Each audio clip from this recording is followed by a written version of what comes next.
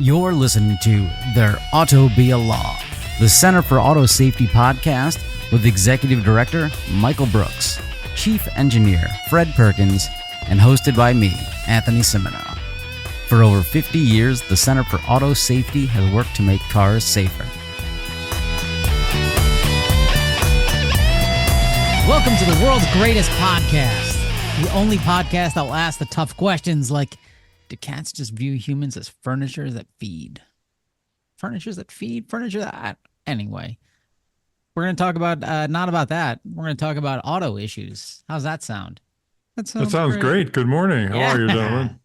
There we go. Good morning. There's some energy. I'm a dog person, for the record. Well, there you go. Fred's a bird person. Like, you know, I don't know how we get along. Are you a Mog? Did you ever see Spaceballs? Yeah. Half man, half dog? Oh, John Candy, the great John Candy. He was a great dog man. Yeah. My uncle Mel Brooks was involved in that. Oh, wishful thinking. Hey, let's talk tariffs. I don't know if you guys have heard of tariffs, but the CEO of Ford, Jim Farley, sure has. Quoting from an article from NPR, let's be honest, Ford CEO Jim Farley told an investor conference in February, long-term, a 25% tariff across the Mexico and Canadian border will blow a hole in the U.S. industry that we have never seen. It will be the greatest hole. It will be amazing. It will be so beautiful. It will be like chocolate cake. In fact, Farley noted because U.S. plants have built supply chains that span North America, U.S.-based manufacturing will be hit especially hard. Analysts at Bernstein Research have similarly found that Detroit automakers will be particularly vulnerable compared to their international competitors. Now, what does this mean for safety? I don't know. Hard to know. Well, I mean, I think the immediate thing I think it means for safety is the manufacturers have been predicting that the price of a car could rise from, $3,000 to $10,000 depending on the type of car, and that I've heard them say that they're going to be producing about 1/3 less vehicles if these tariffs aren't very temporary.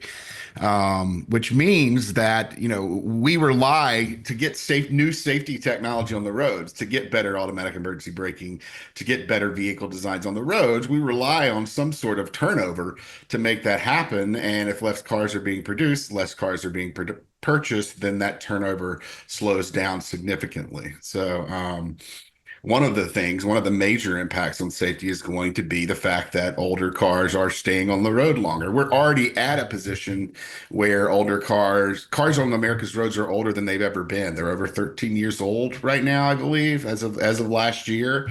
And so this is only going to exacerbate that issue and maybe cause the type of issues we saw during the COVID pandemic, where used car prices leapt and new car prices leapt, and a lot of people weren't able to afford vehicles or had to purchase vehicles that weren't as new, weren't as safe. I think that will be one of the major impacts from this.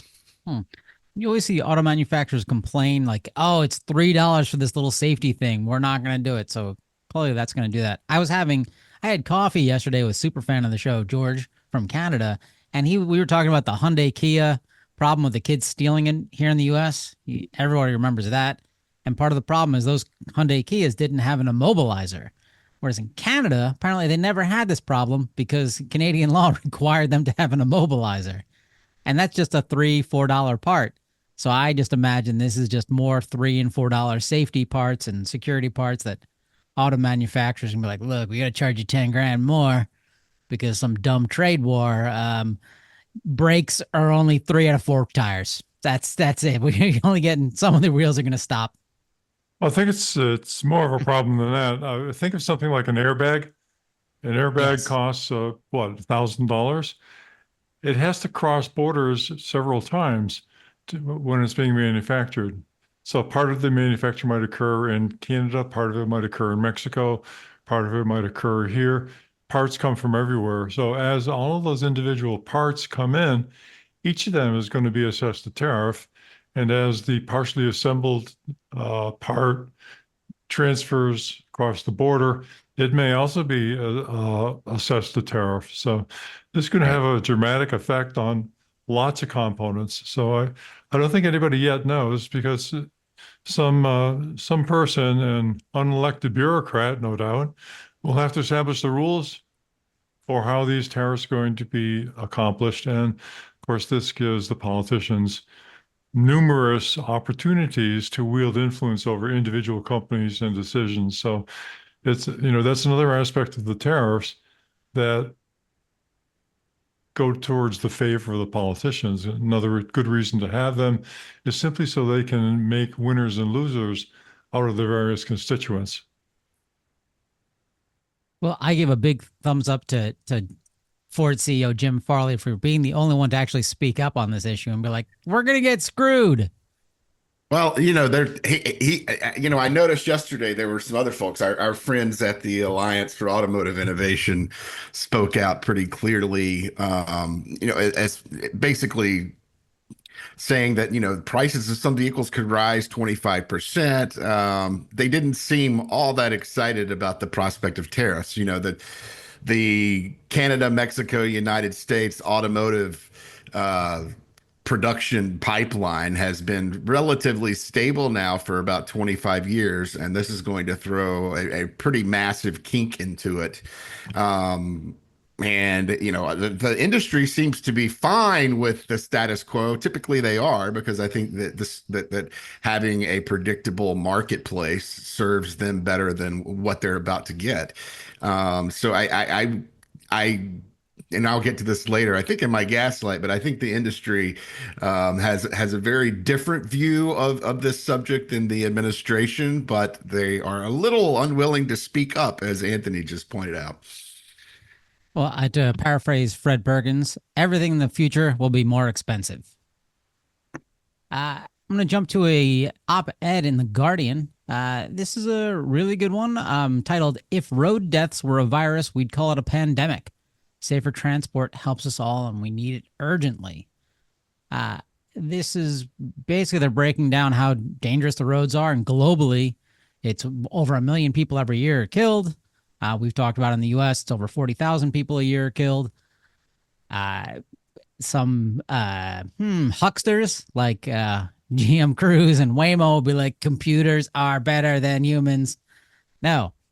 A great little blurb from this article I'm going to pull out is, quoting, "Key to meeting this goal to reduce pedestrian deaths and road deaths, key to meeting this goal is the decision to design and build our transport systems for people, not for motor vehicles, and to make safety paramount in all decisions." That is such a simple concept, but I think it is completely ignored, at least in the US, where the vision is we need more roads, we need wider roads, we need more lanes, we need all of these things. Let's eliminate speed limits. Whereas this is, hey, let's do this from people perspective and then design the systems around that, which I thought was great. Does that make me a socialist? No, I mean, globally, you're looking, I think it was 1.2 million people die in crashes every year, which is, a city the size of Dallas, Texas, disappearing from the map every year, which is an enormous toll. And, they point out in the article something that's really important that people don't think about as much as they should. The car crashes basically eliminate between 3 and 5% of your average country's gross domestic product in costs and related issues. And in the United States, our really high traffic rate is probably a little higher than that. I think our GDP is around 28 trillion. And last year's estimate for the cost of vehicle crashes was around 2 trillion. So we're up around 7%, I believe. So it's a significant cost, and it's worth putting in, reasonably priced safety measures onto roads, into vehicles, to avoid that ultimate hit on our bottom line. And not to mention to save a lot of lives and prevent, hundreds of thousands of injuries every year. Well, the problem is that ship sailed 100 years ago, and when there was no technology to really protect people in individual cars, except the technology was only what was between people's ears, and the cars themselves were quite dangerous. But people wanted the transportation more than they wanted the safety. Apparently, that was the consensus.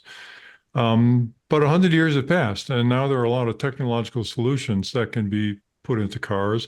For example, speed limiters. That would be very simple technically to implement, but people are just reluctant to do that again because time is more important than human lives, right? And everyone wants to be able to get around quickly, and the death that occurs is always somebody else's death, right? Until it's yours. So that's a real problem. This really requires government perspective and government action to do the kind of planning that's is required and put the regulations in place that are required to cut this down. It's really an economic decision at this point, and it's got nothing to do with the technology or technology available to save an awful lot of lives. Michael, do you know of anybody around the world is designing streets and roadways with pedestrians or as they say, for designing systems for people first? I think in Northern Europe and Norway and those types of areas, there's more of a focus on that, kind of the places where the Vision Zero philosophy took hold first, where there's cities that are designed more for pedestrian, bicycle traffic than they are for cars. And when you enter a city, you're very limited into the areas you can get to with a car and how fast you can go. And there are all sorts of measures put in place to protect people from cars, essentially, but to still allow vehicles to traverse the area, just not quite as conveniently as we would all expect it to be in America. That's really the only area in the world that I'm aware of that has really taken hold of this idea of, designing cities that aren't completely reliant on automobiles to function.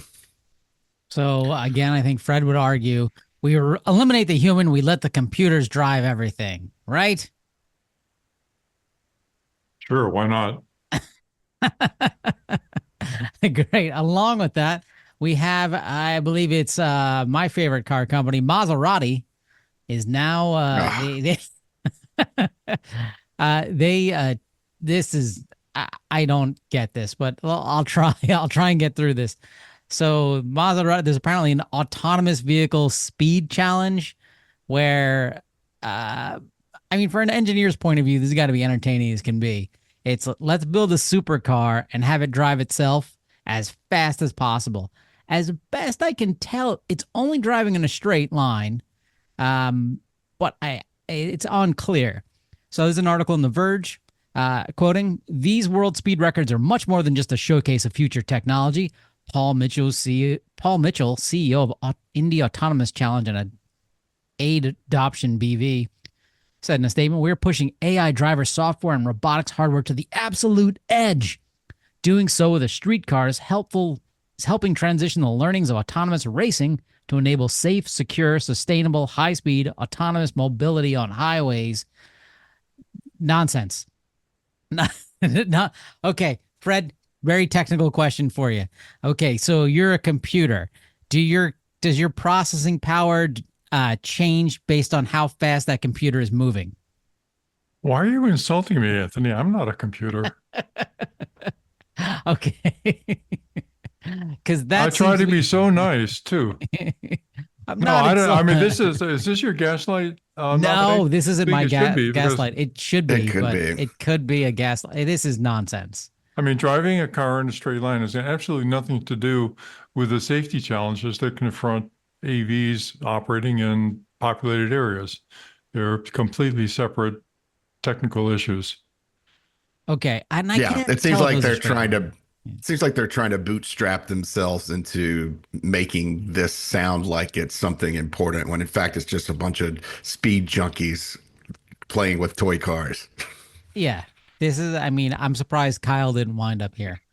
Oh yeah. Well, also speaking of Kyle, I have to bring the humans into this. The human land speed record is 763 miles per hour. So the robots have a long way to go here. Because it only reached 197.7 miles per hour. Right. I ain't got nothing more about no robot. I think autonomous vehicles have orbited the Earth at 18,000 miles per hour, so they might have a long way to go. Yeah, but I mean, that's if you believe the Earth is round. Or at least Nonsense. cylindrical. Why not? Uh, I don't know. Continuing with our autonomous vehicle section of the show, from MSN, doggy job cuts will slow down robotaxi rollout, says fired federal worker. So the doggy department, the Elon Musk thing, where I assume he's wearing a collar and a leash. He wants to. He has a company that he says we have a self-driving taxi and we're going to put him out in Austin in June. I don't believe it. It's his self-driving taxi thing looks dumb, but hey, he's in charge now. He's the president, so he's kind of getting rid of all these people in the government that he thinks are a problem. They're bad people. And quoting from the article, there was a massive push in the government over the past year to hire people from actual autonomous vehicle industry to assist in regulating and understanding it. Since the government fired all recently hired employees, almost all of that private sector knowledge is now gone. Uh, Basically, the one terminated NHTSA employee said the firings would slow down companies trying to deploy robotaxis, including Tesla. This could be a gaslight as well from this fired NHTSA employee, because nothing will slow down Elon, man. It's all ketamine all the way. Yeah, this was it was hard. I think we brought this up last week in terms of whether this was an office that was actually targeted or if this was simply the result of the office being so new that it had a lot of probationary employees who were let go. I think it's probably the latter because Elon does a lot of things that don't make any sense. This could certainly fall into that category too. But the Office of Automation Safety was essentially set up to hire engineers in the AV industry who can evaluate exemption petitions and automakers who are trying to deploy autonomous vehicles. It was going to set up a pathway for them, which is something that Musk and other autonomous vehicle companies have long whined about, saying that there is no federal pathway to deployment. There's too many blah blah blah blah blah. All the nonsense that comes out of their mouths about that. And then when they're put in a position where they could actually have some influence over that, they cut the one office that is actually trying to enable the process to get started. It doesn't make a lot of sense, and like a lot of things these days. Sense has kind of been thrown out the window. The only sense left is nonsense. Continuing with autonomous vehicles, China has put in place some tightened regulations around autonomous driving updates. Now, the U.S., for whatever reason, doesn't do this, but now we look to China, and they're doing this. They have a new regulation. Automakers must submit technical details on driving assistance systems and over-the-air upgrades when applying for market access. So the rules demand stopping the sales of defective vehicles. That sounds like a no-brainer. And obtaining licenses for technical changes to ensure consumer safety and transparency. Whereas, from what I can tell, and Michael will correct me if I'm wrong, it's kind of the Wild West with over-the-air upgrades. Like, we don't really know what's happening with them, whereas it sounds like China's saying, no, you guys have to apply specifically. Let us know what's going on. Am I reading this correctly? Close? Yeah, and it's this. I think this applies in China not just to autonomous driving or the completely human-free side of things, but also to driver assistance systems. It would apply to the Tesla vehicles sold with autopilot and that sort of thing in China.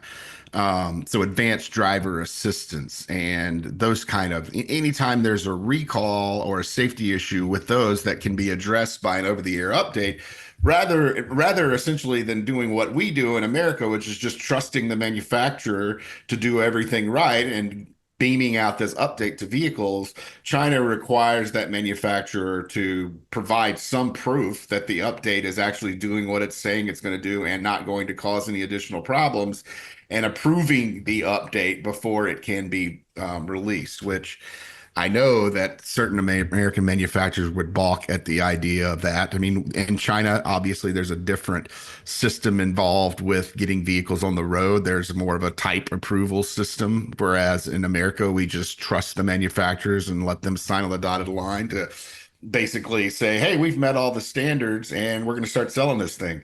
Um, so it's kind of a sad day when you start to see China put more restrictive regulations in place over to prevent industries from taking shortcuts.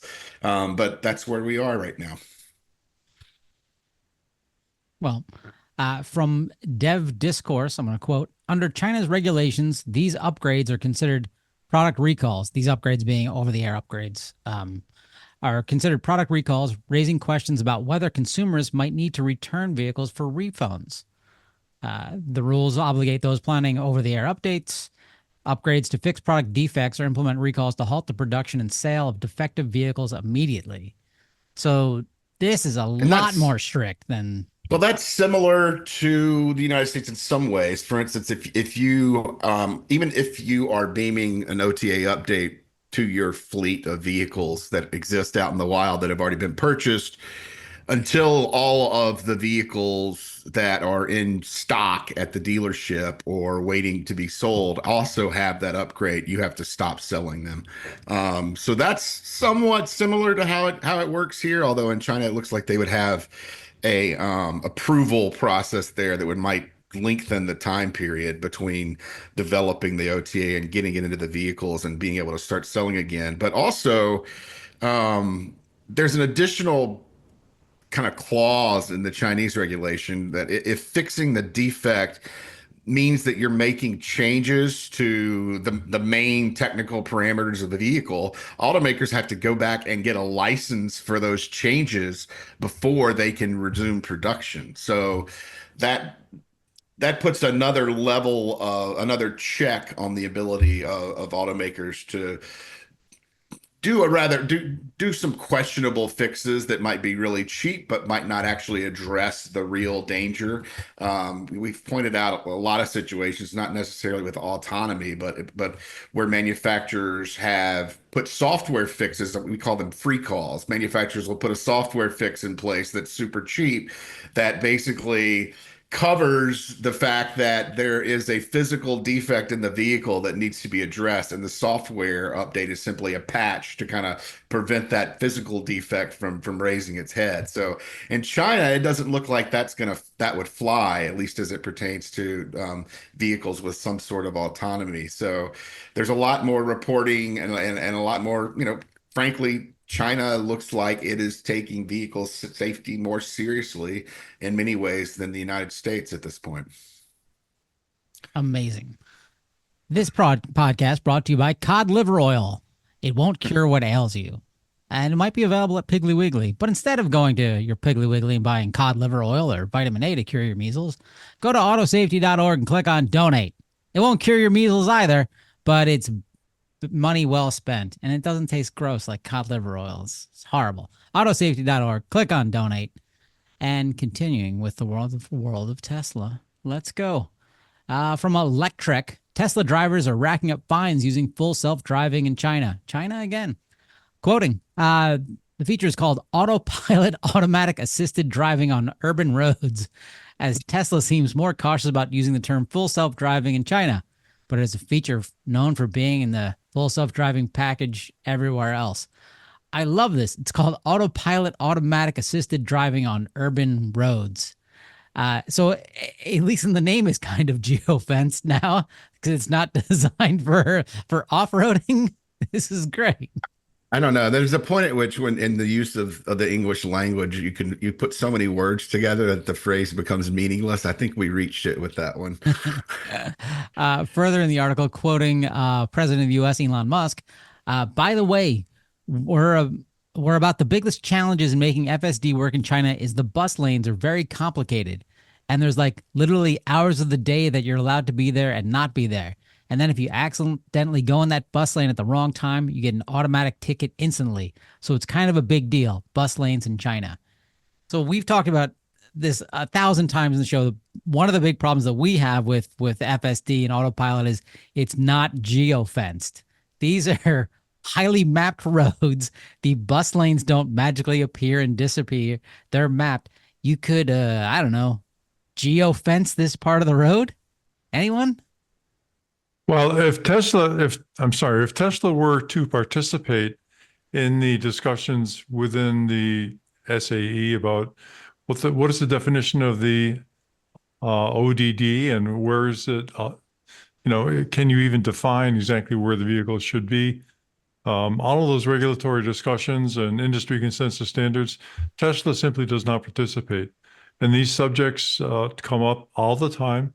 It's a free forum to not only share your views with other people in the industry, but also to learn from other people in the industry who are addressing some of these same problems. So suggest Tesla might want to join the party, but that's an aside. End of rant. And I don't see the big issue here. I mean, we have bus lanes in the United States, and we have, lanes that change direction even at different times of the day. This should be simple programming involving maps and just following the rules of the road. I don't know what the big complication here is. Sorry. No, I mean, I don't see the problem with figuring that. It just seems like they haven't done their due diligence on programming these vehicles to work properly. It suggests that they've never incorporated bus lanes in their programming for these vehicles. I wonder if they have.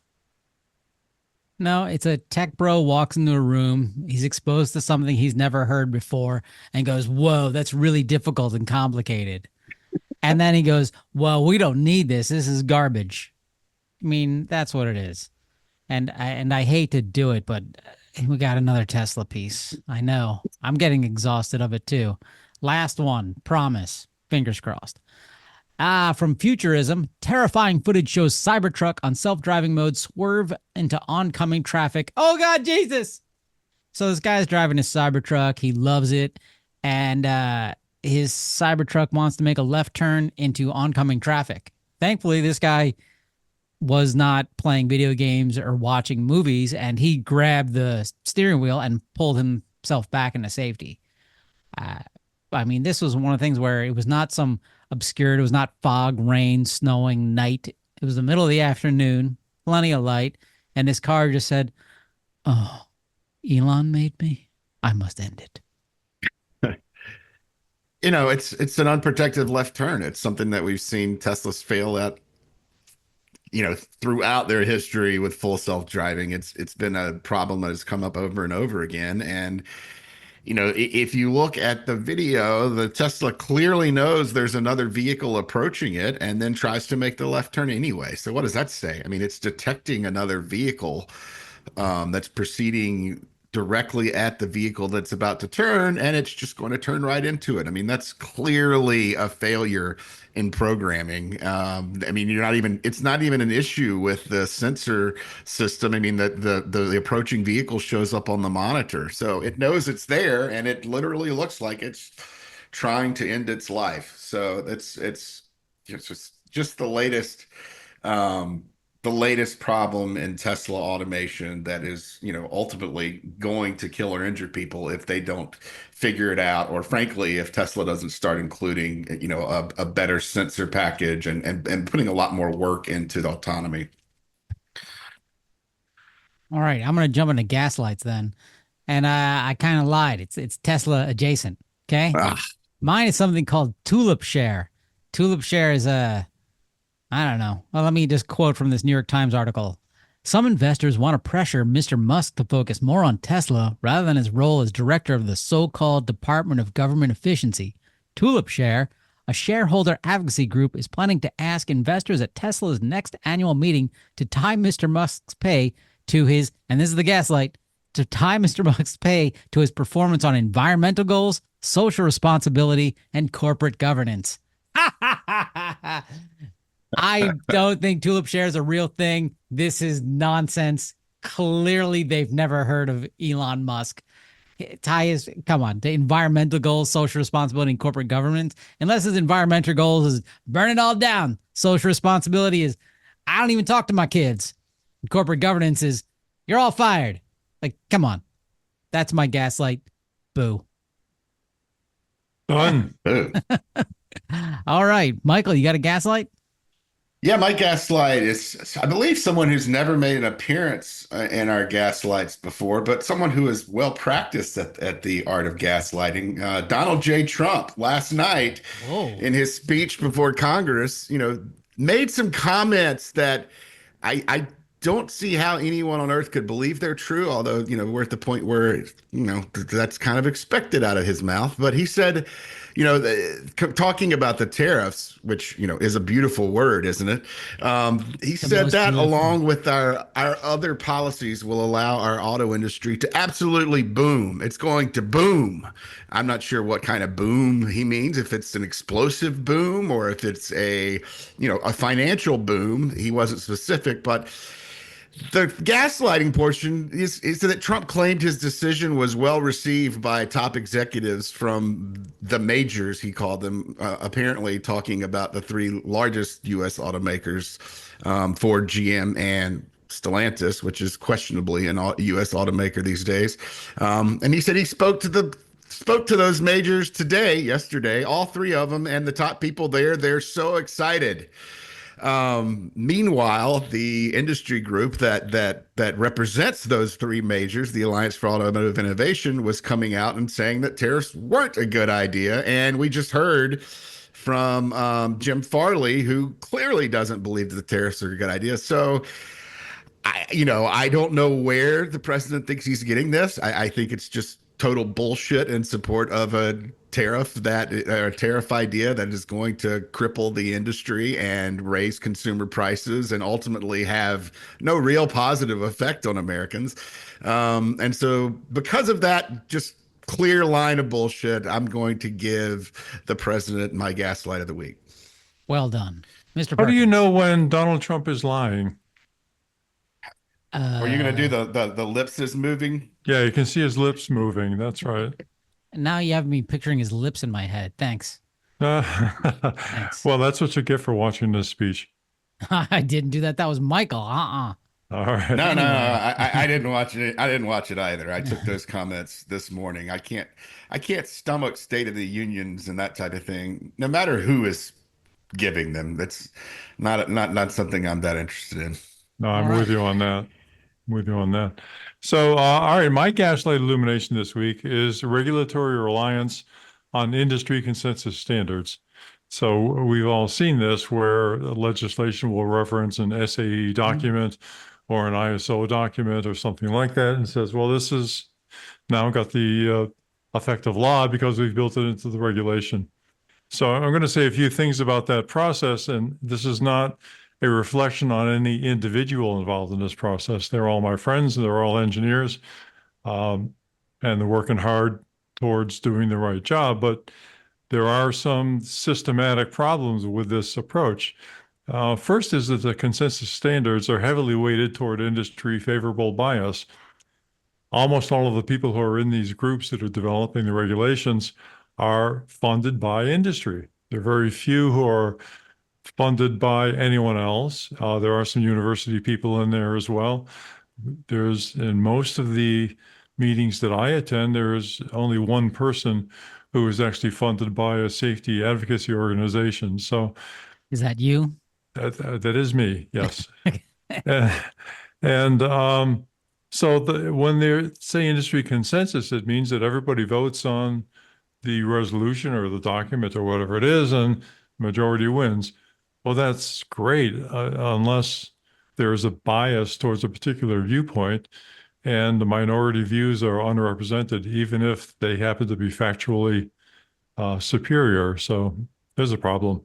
Another problem is that industry groups whose sole purpose is advocacy for some industry viewpoint can produce documents on their own that they put out in public, and then those documents can be referenced uncritically in the industry consensus standards and effectively promote them from just a rant, which I know something about that, to something that's considered a responsible document. So it's kind of a backdoor for points of view that really have never been vetted with the public or have had a fair hearing.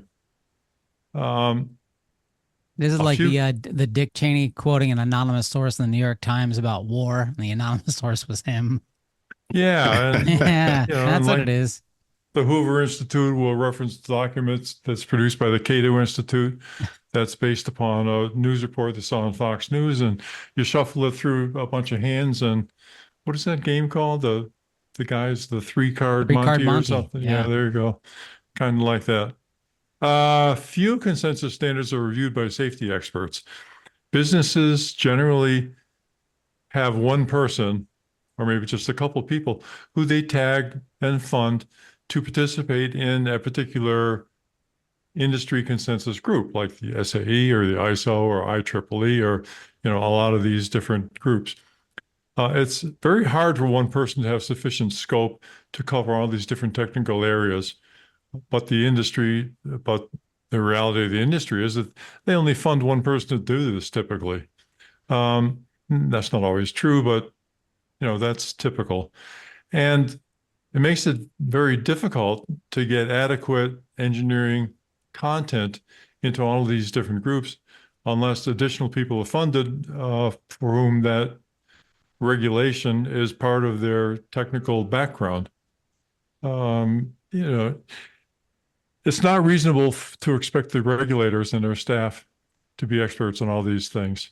And for example, somebody who's a staff person in the Congress is probably an expert on legislative procedure, but they will not be an expert on the use of a Goodman diagram and the consequences of material science and a fragile material to impact the expected life of a bearing in a vehicle, right? I mean, these are things that come up. And if that all sounded incomprehensible to you, Yes. it should be, because you do something else. And the point is that people who understand those obscure things, like the expert who understands the best way to rivet skin onto the wing of an airplane, is not the person who is also an expert on legislative procedure. So there's a problem with the standard, and the standard is produced by the former group of experts on a good day, not by the latter group who have to talk about its implementation in standards or in regulations. And finally, getting to the end of this, international standards are produced for international venues. It's very hard. Michael, do I have funding to go to Seoul and Tokyo and Helsinki for the meetings coming up this year? Before you answer that, No. Michael, damn it. I wanted to see how big Fred's luggage was and if I could fit, because that'd be good. And it sounds No. it sounds silly, but the financing is a real barrier. Also, the regulations themselves, so the standards put up by these companies are expensive. They can be thousands of dollars a piece, and it's how they make their money. It's why they exist. So you can't blame them for that. But it makes it very difficult for people who have interest in safety but don't have the funding to go after all of these regulations to really understand what's in them. And a lot of times what is in them is kind of the least common denominator for these very disparate groups that are put together to develop these industry consensus standards. So I'm not sure what's better, but I wanted to do this just so people understand what is behind these industry consensus standards and why it may not be a good idea to just accept them wholesale into regulations. End of rant. Thank you. Listener, if you wanna send a 7-foot tall white man to South Korea, donate now at autosafety.org. I just want to do it just for the photographs. Fred, I'm confused. Was that your gaslight or was that your towel? That's my gaslight. Okay. I Because was your gonna, towel seems very similar too. No? no, the towel is different. You want me to go into that now? I mean, I'll take a vote around the room. All right. Yeah, sure. Sure. You've now entered the Why not? Tao of Fred. No, so I wanted to suggest a simple AV regulatory scheme for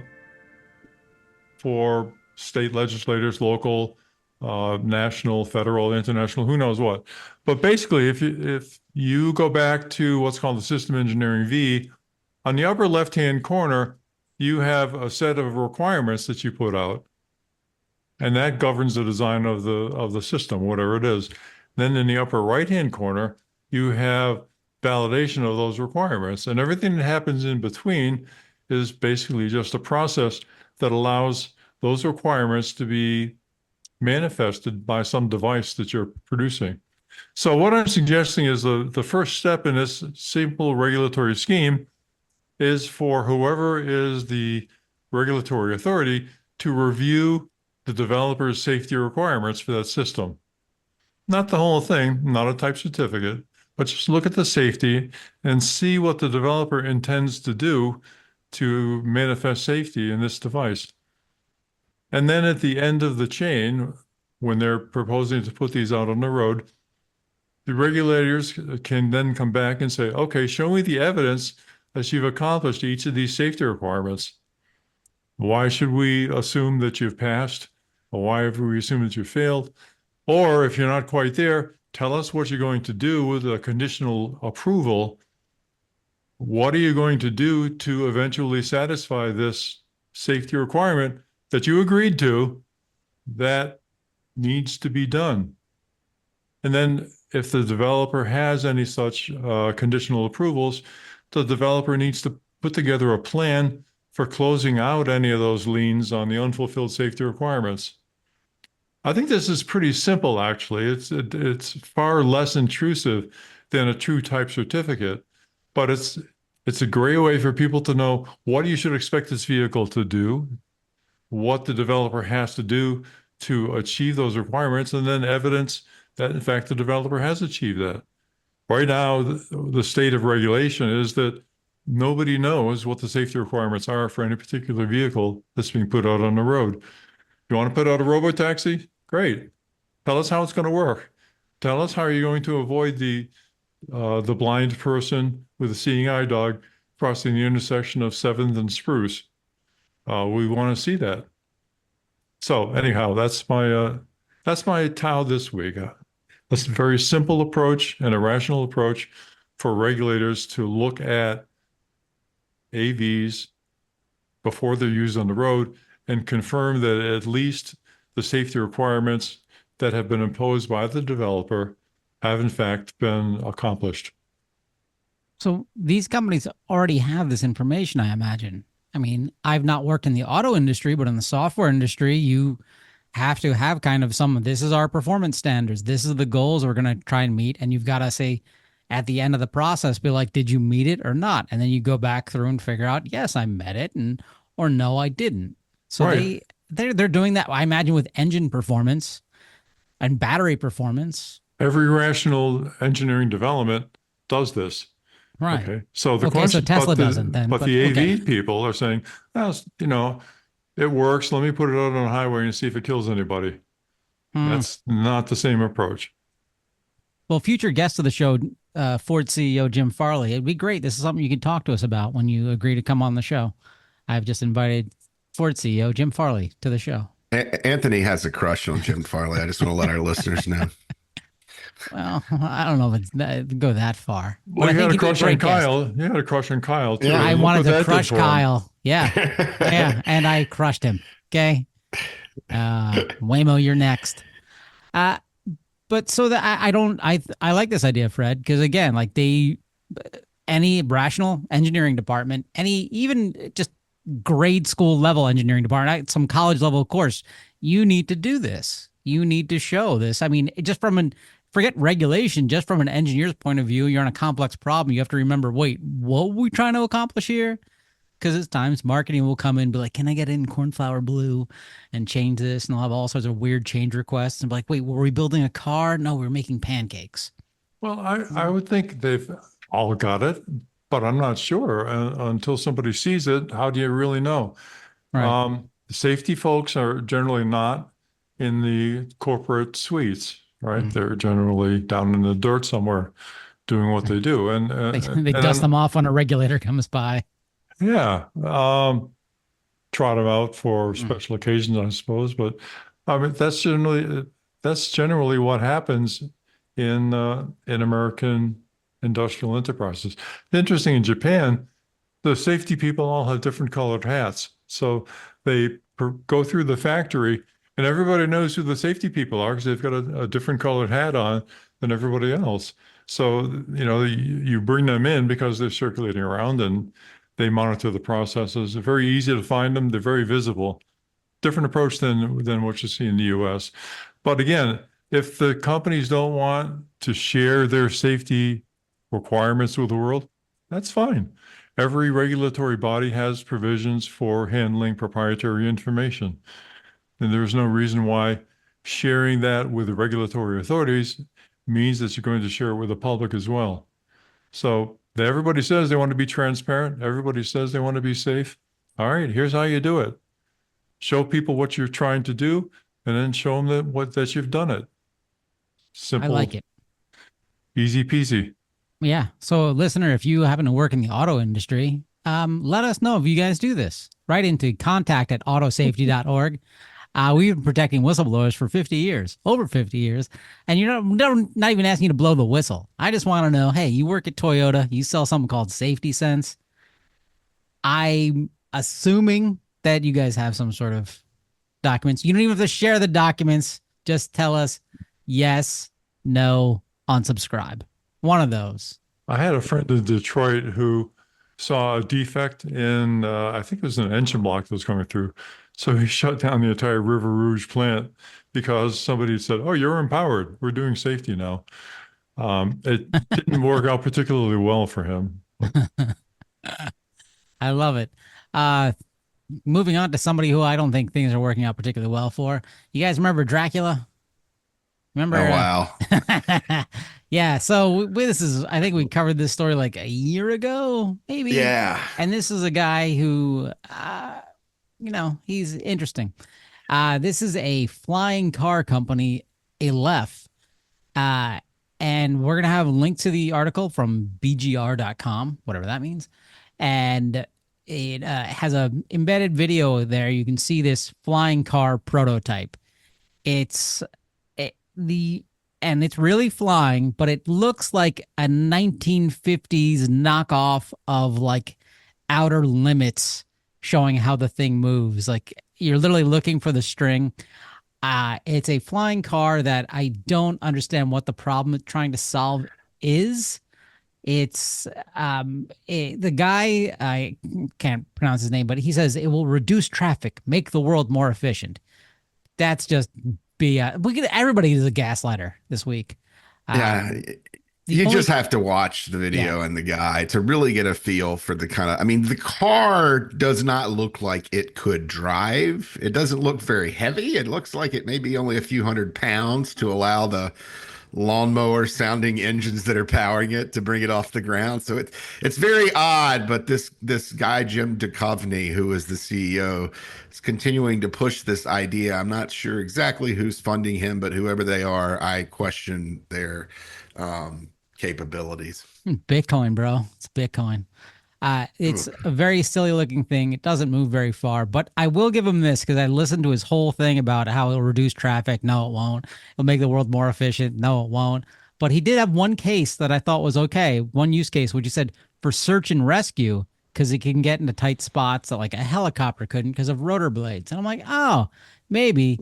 But then again, if you have to do search and rescue in the middle of like Grand Tetons, there's no way this thing's getting out there in the first place. So I like your idea. I like your enthusiasm, but whatever. It's your money to set on fire, or your investors' money.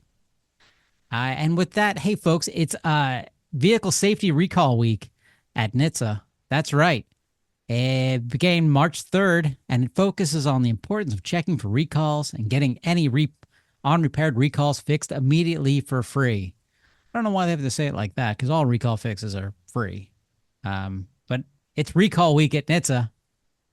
Isn't that exciting? It's Recall Week at NHTSA. That's basically every year they hold Safety Recalls Week, and it's essentially a reminder that everybody should regularly, but if you're not doing it regularly, just do it today. Go to NHTSA.gov and enter your license plate number, or you can enter your VIN number if you've memorized all 17 digits, and you'll get the next screen will tell you whether or not you have any open recalls on your vehicle and let you know if you need to make an appointment with your dealer to get them fixed, which is critical. If NHTSA just issues recalls and manufacturers just issue recalls and nobody gets them fixed, we still have all these problems on the road. So it's critical that people do this check. And once a year, NHTSA likes to nudge everyone and remind them to do it. In fact, this is the big year of the big week of the year where they do that reminding, but typically they'll remind people almost every day if you visit their websites. The first thing you see is the spot to enter your vehicle's information and track down your recalls. So we encourage everyone to do that. Hey, and if you're too lazy to do that, you can go to autosafety.org, go to our vehicle safety check, choose your year, make, model, and you can get not only the NHTSA recalls, you can see complaints people have put in, complaints from our supporters. You can get technical service bulletins. You can get the whole thing. And then you subscribe, and once a month, we will send you, hey, this is what's going on with your vehicle. 99 times out of 100, hopefully nothing's going on with your vehicle. But hey, if you need to know that one time, and also where are you going to find technical service bulletins? You know, it's a tough one. I was searching for a technical service bulletin on my vehicle because I think there's something wrong with the USB outlet, but it just could be dirt. But anyway, recall. Hey, Anthony, do they still have open part supply on Yugos? Um, Oh, I'm yes. sorry. You don't have a Yugo? I thought you did. I don't. Growing up, a neighbor had a Yugo, and I was like, oh, that's, I thought we were poor, but I was like, Yeah, damn, you guys are tough. we're doing well. We got a Chevette. What was it? A Chevrolet Chevette. Yeah. Chevrolet Chevette. Those are beautiful. Anyway, let's go into recalls. With recall week, let's stick with the Germans this week. Mercedes-Benz, 20,339 vehicles. The 2021 to 2022 Mercedes Maybach S580, which I believe, Michael, you have. The Maybach S680, the S500, SF80, a whole bunch of Mercedes. And due to climatic factors and the resulting material behavior, affected brake hoses may not meet durability specifications. Huh, what kind of climatic factors could that be? Well, it looks like the brake hoses are failing in hot and humid weather. For whatever reasons, they are degrading, and they fail. And when they fail, you're going to have reduced braking performance. And if you're an owner, you may notice a brake fluid warning message before this happens, but regardless, you should be getting a notification later in April. They're going to replace the brake hoses on your front axle of those vehicles. If you have a Maybach, maybe your chauffeur will notice that there's a brake fluid warning light. Yeah. Next up, Volkswagen, 60,490 vehicles. The 2023 Volkswagen ID4, 2021-22 ID4, Audi Q4 e-tron, and some other e-tron Sportback. Under certain circumstances, the N gear position, I assume being neutral, may not be shown in the instrument cluster when it should be displayed. These vehicles fail to comply with what safety standard? Come on, Michael. I don't even know this one. It would be the transmit. It should be something related to transmission shift interlock, but I don't know if there's a standard here. The requirements of 49 102. CFR. That's the transmitter. Yeah, 102. Hey, look at that. So wait, I put my car in neutral, and just the display doesn't show neutral. Well, what you want feedback as a driver as to what gear your transmission is in. So if you throw your gear shift up to park and nothing shows up, but it's in neutral, then you're not in park. Your vehicle can roll away. That's a problem. But essentially, you have to have a feedback as a driver as to what position your gear shift is in. This was also the problem when that Star Trek actor was run over by his own Jeep a few years back, because there wasn't sufficient feedback from the I think it was called God, I can't remember the exact name for it, but there was a specific type of gear selector in those vehicles that didn't didn't let the driver know properly when the vehicle was or was not in park, because it was a shifter that you kind of, instead of having like 6 or 7 distinct places that the vehicle shifter would go into and you would know where it was, this was all electronic, and it didn't really allow you to have that same sort of, it's a human factors issue. It didn't allow you to have that same certainty of what gear your vehicle was in. So there were a lot of drivers who thought they were in park who were actually not in park in that situation. Similar situation here. And all of this is, it's regulated by the government. The government wants us to know what gear our vehicles are in. That's why there's FMVSS 102. It looks like this is going to be a software update. It doesn't look like OTA. I don't see that. So folks are probably going to hear about this from Volkswagen and Audi later in April.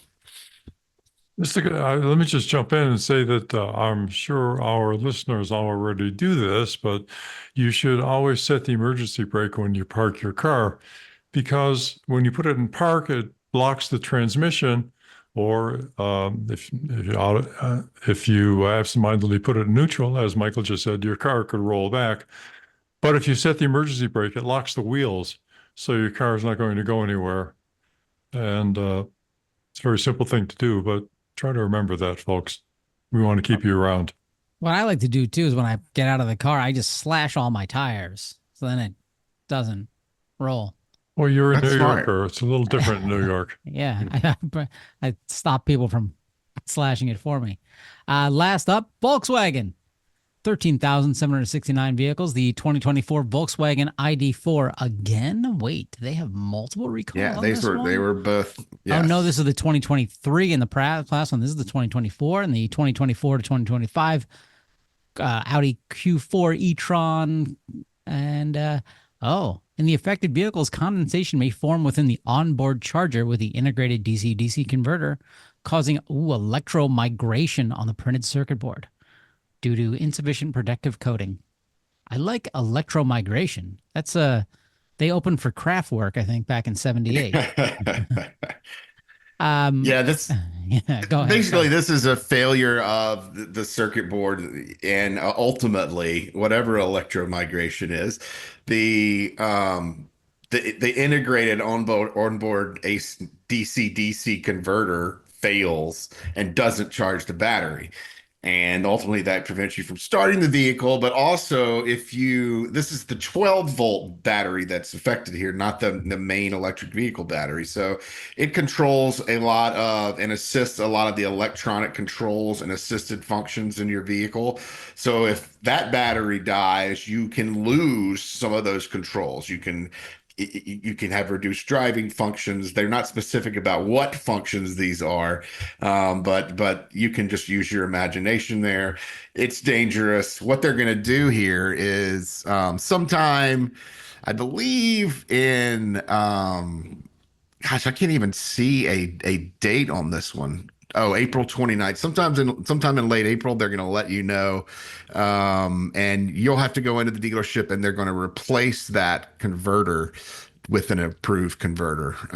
Apparently one that avoids this problem of electromigration.